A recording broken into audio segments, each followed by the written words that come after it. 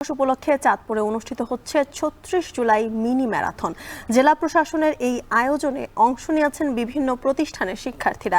এই নিয়ে আরো জানাতে যুক্ত হচ্ছেন তালহা জুবায়ের। তালহা, ম্যারাথনের শিক্ষার্থীদের উপস্থিতি কেমন দেখছেন এবং ৩৬ জুলাই উপলক্ষে ম্যারাথনের বিষয়টিকে তারা কিভাবে দেখছেন জানাবেন। জ্যোতিকা, আমি আছি এই মুহূর্তে চাঁদপুরের গাছতলা মেরিন ইনস্টিটিউটে। আসলে সকাল 7টা বাজে কিন্তু চাঁদপুর সরকারি কলেজ মাঠ থেকে এই মিনি ম্যারাথন কিন্তু শুরু হয়েছে। চাঁদপুরের জেলা প্রশাসক মহসিনুদ্দিনের কিন্তু এই মিনি ম্যারাথনের প্রধান অতিথি হিসেবে কিন্তু ম্যারাথন দৌড় শুরু করেন।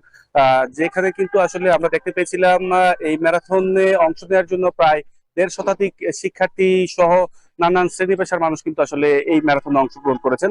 আহ এই যে গণ অভ্যুত্থান দিবস, সেই দিবস উপলক্ষে কিন্তু আজকে যে ৩৬ জুলাই অর্থাৎ 5ই আগস্ট, সেখানে কিন্তু চূড়ান্ত বিজয় কিন্তু এসেছিল গেল 24-এর এই গণ অভ্যুত্থানের মধ্য দিয়ে।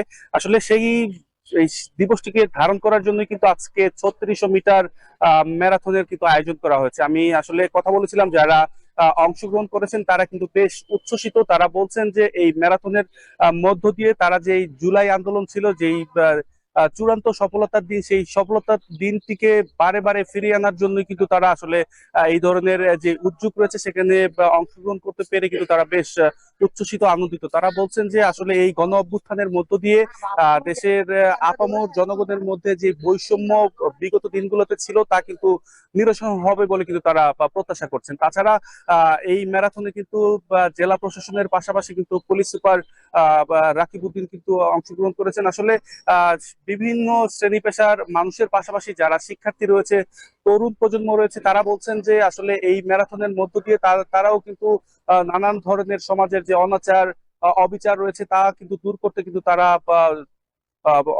প্রতিশ্রুতিবদ্ধ থাকবে এবং এর মাধ্যমে সমাজ থেকে যে কিশোর গ্যাং কিংবা মাদক থেকে দূরে থাকবে তরুণ সমাজ, যুব সমাজ।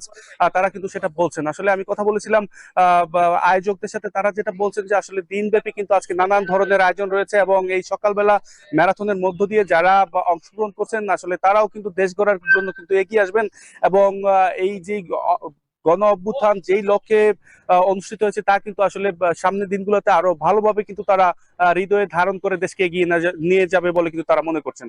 তো সবকিছু মিলিয়ে জ্যোতিকা,